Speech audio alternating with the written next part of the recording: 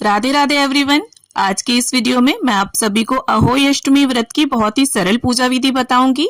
अहोई अष्टमी का व्रत महिलाएं अपनी संतान की लंबी उम्र के लिए और संतान प्राप्ति के लिए करती हैं।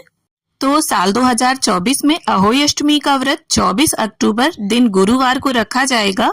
और देखिए, जिस तरह से करवा चौथ के व्रत में चंद्रदेव के पूजन का विशेष महत्व होता है, ठीक उसी तरह से अहोई अष्टमी के व्रत में तारों के पूजन का विशेष महत्व होता है। तारों का पूजन करके उन्हें अर्घ देकर ही व्रत का पारण किया जाता है। तो देखिए, अहोई अष्टमी के दिन सुबह सवेरे स्नान आदि से निवृत्त होकर व्रत का संकल्प लें और दिन में ये पूजन किया जाता है। तो जहाँ पर भी आप पूजन करें, हल्दी से या गेरू से आप चौका लगा लें। और पहले के समय पर तो देखिए दीवार पर होई माता बनाकर पूजन किया जाता था, तो यहाँ पर मैंने हल्दी से चौका लगा लिया है। आप चाहें तो गेरू से भी लीप सकते हैं। इसके बाद गेहूं के आटे से अष्टदल कमल बना लूंगी मैं। आप स्वास्तिक भी बना सकते हैं, लेकिन चौक जरूर पूर लें आप। इसके बाद थोड़ा सा मैंने गेरू से डिजाइन भी बना लिया है। अब एक चौकी रख लेंगे हम और चौकी के ऊपर लाल या पीले रंग का वस्त्र बिछा लेंगे और गेहूं का आसन देते हुए अहोई माता को यहाँ पर हम विराजमान कर लेंगे। आप गेहूं का भी आसन दे सकते हैं या गेहूं की जगह पर आप चावल या बाजरे का भी आसन दे सकते हैं। तो देखिए, इसमें गणपति जी बने हुए हैं फोटो में, तो गणपति जी का पूजन भी हम यहीं पर कर लेंगे। और आप अहोई माता का कैलेंडर या फोटो कुछ भी ले सकते हैं। अब इसके बाद देखिए, अहोई अष्टमी के व्रत में 2 घड़ बनाए जाते हैं। तो यहाँ पर मैंने 2 मिट्टी के मटके लिए हैं। आप अपने हिसाब से छोटे बड़े ले सकते हैं। और देखिए, कहीं कहीं पर 2 घड़ तैयार करने के लिए एक करवा चौथ का करवा ले लिया जाता है, टोटी वाला, या फिर एक मिट्टी का एक सिंपल लोटा भी ले लिया जाता है। तो जैसा भी आपके परिवार में चलन हो, आप उस हिसाब से 2 घड़ तैयार करें। और इस प्रकार से दोनों घड़ों के कंठ पर हम मोली बांध लेंगे। अब देखिए, घड़ों को हमें खाली नहीं छोड़ना है। तो आप जब स्थापित कर देंगे तो स्वास्तिक बनाने में परेशानी होगी, तो स्वास्तिक हम पहले ही बना लेंगे। तो यहाँ पर रोली से मैंने दोनों घड़ों पर स्वास्तिक बना लिया है। अब इसके साथ ही देखिए, एक घड़े में हम अनाज भरेंगे। तो यहाँ गेहूं भर रही हूं मैं, आप चावल या बाजरा भी भर सकते हैं। और इस घड़े को हमें दान करना होता है, तो जितना भी आपको दान करना हो, जिस हिसाब से आप उस हिसाब से इस घड़े को तैयार करें और उसमें अनाज भरें। और दूसरे घड़े में हम जल भर लेंगे। और देखिए, कहीं कहीं पर दोनों घड़ों में जल भरा जाता है, कहीं पर एक में अनाज एक में जल भरा जाता है। तो जिस हिसाब से कुल परंपरा हो आपके यहाँ, और जिसमें हमने जल भरा है उसमें थोड़े से अक्षत आप जरूर डाल दें। और दोनों घड़ों पर सराई रखकर उन्हें हम बंद कर देंगे। और अब थोड़े से गेहूं का आसन देते हुए हम घड़ों को ऊपर नीचे रख लेंगे। और देखिए, घड़ों को स्थापित करते समय आप अच्छे प्रकार से हिला डुला कर देख लीजिए। अगर घड़ों का बैलेंस बिगड़ रहा हो, ना बन रहा हो, तो आप आसपास कोई भी चीज सपोर्ट के लिए लगा दीजिए, जिससे जो घड़े हैं वो हिले ना। क्योंकि दिवाली के दिन ही हमें इन घड़ों को, ये जो 2 घड़े हैं, इन्हें उठाना होता है। और जिस कलश में देखिए पानी होता है, उस कलश के पानी से हम अपने बच्चों को दिवाली वाले दिन नहलाते हैं। अब इसके साथ ही अहोई माता के समक्ष गेहूं का आसन दिया है मैंने, और एक शुद्ध देसी घी का दीपक रखकर हम उसे प्रज्वलित कर लेंगे। अब इसके साथ ही देखिए, स्याऊ माता का ये लॉकेट आता है और इसमें चांदी के मोती डले होते हैं। और गाय के रूप में स्याऊ माता बनी होती है, उनके बछड़े बने होते हैं। और जितने बच्चे होते हैं उसके हिसाब से 2 मोती होते हैं, जिन्हें मनके भी बोला जाता है। तो मेरे 2 बच्चे हैं, उस हिसाब से मैंने इसमें 4 मोती डलवा रखे हैं। तो अगर आपके पास ये लॉकेट है तो पूजा में इसे जरूर रखें, और अगर लॉकेट ना हो तो बिना लॉकेट के भी आप पूजन कर सकते हैं। अब गंगा जल और फूल की सहायता से स्नान की भावना से हमने सभी को छींटा दे दिया है। वस्त्र की भावना से सभी को कलावा अर्पित कर देंगे। और साथ ही अहोई माता को यहाँ पर लाल रंग की चुनरी में समर्पित कर दूंगी। अब गणपति जी का हम रोली से टीका कर लेंगे और फिर इसके बाद अहोई माता का टीका कर लेंगे। और फोटो में देखिए, चंद्रदेव, सूर्यदेव, अष्टकोष्टक की पुतलियां, गौ माता, मतलब जितने भी देवी देवता हो फोटो में, आप सभी को टीका कर लें। तो देखिए, अहोई अष्टमी का व्रत करवा चौथ व्रत के ठीक 4 दिन बाद आता है। तो इस तरह से देखिए, सभी को आप रोली से टीका करें, पर शिव जी को चंदन का टीका कर लेंगे। यहाँ पर हम शिव जी को रोली का टीका नहीं करेंगे।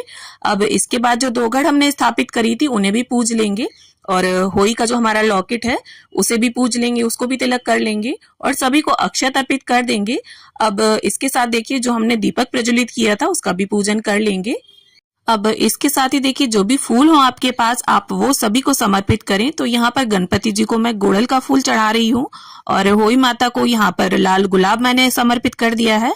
और साथ ही सभी देवी देवताओं को मैंने यहाँ पर पुष्प समर्पित कर दिए हैं। और मेरे पास ये पारिजात के पुष्प हैं। तो इस तरह से हम सभी देवी देवताओं पर फूलों की वर्षा कर देंगे। अब देखिए जो भी आपके पास सुहाग सामग्री हो वो अहोई माता को अर्पित करें, चाहे आप 1-2 वस्तुएं ही अर्पित करें पर करें जरूर। अब देखिए अहोई अष्टमी के व्रत में भोग का विशेष महत्व होता है। कहीं पर शीरे का भोग लगता है अहोई माता को, कहीं पर गुलगुले का और कहीं कहीं पर साथ में पूड़ियों का, या जो भी घर में शुद्ध सात्विक पकवान आपने बनाए हो बिना प्याज लहसुन का, उसका भी भोग आप माँ को अर्पित कर सकते हैं। और देखिए शीरा जो होता है वो सूजी का हलवा ही होता है, पानी की जगह इसमें दूध डलता है। और जो गुलगुले होते हैं जिन्हें मीठे पुए भी बोलते हैं, ये गुड़ या चीनी में आटे को मिक्स करके बनाए जाते हैं। और देखिए क्षेत्र के हिसाब से भोग भी अलग अलग तरह का अर्पित किया जाता है अहोई माता को। और देखिए जो भी भोग हमने समर्पित किया है उसमें थोड़ा थोड़ा सा भोग निकालकर हम दोघड़ के ऊपर भी जरूर से रख देंगे। अब इसके बाद देखिए हरे फलों का विशेष महत्व होता है अहोई अष्टमी के व्रत में। तो आपको खीरा, मूली, सिंघाड़ा, गन्ना ये वस्तुएं मिल जाएं तो इनका भोग आप जरूर अर्पित करें। यहाँ पर मैं अहोई माता को सिंघाड़े का और खीरे का भोग समर्पित कर दूंगी। अब इसके साथ ही देखिए जब भी हम किसी देवी माँ का पूजन करते हैं तो बताशे का भोग समर्पित करना बहुत ही शुभ माना जाता है। तो यहाँ पर मैं बताशे का भोग समर्पित कर दूंगी। और इसके साथ देखिए कुछ सिक्के आप दक्षिणा के लिए निकाल कर जरूर रख दें, आपकी जितनी इच्छा हो, जितना सामर्थ्य हो। अब देखिए कुछ ऐसी पूजा होती है जिसमें बायना जरूर निकाला जाता है, तो आपकी सासू माँ जो भी पहनती हो साड़ी या सूट, वो आप निकाल कर यहीं चौकी पर रख लें। और उसके साथ में शीरा जरूर रखें और अपने यथासंभव कुछ दक्षिणा जरूर निकाल कर रख दें। दक्षिणा से होता क्या है, अगर कोई कमी होती है तो वो पूरी हो जाती है। अब इसके बाद एक जल का लोटा भरकर हम रख लेंगे और इसमें हमें 8 टिक्कियां लगा लेनी है। तो आप सिंदूर से, चंदन से, रोली, कुमकुम किसी से भी 8 टिक्कियां लगा लें लोटे में।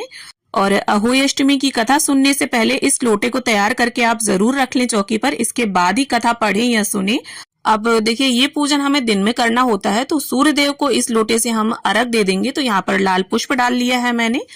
अब देखिए हम क्या करेंगे, 7 गेहूं के दाने अपने सीधे हाथ में लेंगे और फिर इसके बाद अहोई अष्टमी व्रत की कथा को पढ़ लेंगे या सुन लेंगे। देखिए अगर 2 लोग हैं पूजन में तो एक लोग कथा पढ़ेंगे, एक लोग सुनेंगे।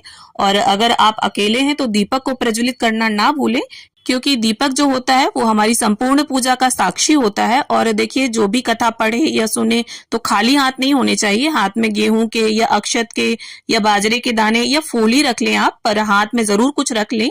अब कथा संपूर्ण होने के बाद हाथ के जो गेहूं के दाने हैं वो इस जल के लोटे में हम डाल देंगे और सूर्य देव को इससे अर्घ दे देंगे। अब देखिए अगर आपके यहाँ शाम को ये पूजन होता है तो आप इस जल के लोटे से तारों को और चंद्रदेव को भी अर्घ दे सकते हैं, लेकिन जो दोघड़ हमने स्थापित की है उन्हें हमें बिल्कुल नहीं हिलाना है।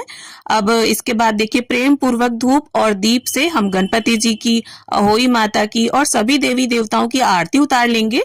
तो यहाँ पर मैंने शुद्ध देसी घी का दीपक प्रज्वलित करके आरती की है, आप चाहें तो कपूर से भी आरती कर सकते हैं। अब देखिए अपनी साड़ी या चुनरी के पल्लू से हमने ये जो बायना रखा है सासू माँ के लिए उसे मिनस लेंगे। और अगर आपकी सासू माँ आपके पास ही रहती हैं तो पूजा के बाद उनके पैर छूकर उनका आशीर्वाद लें और उन्हें ये बायना दे दें। और अगर दूर रहती हैं तो रख दें इसे, जब भी आप उनसे मिलें तब उन्हें दे दें।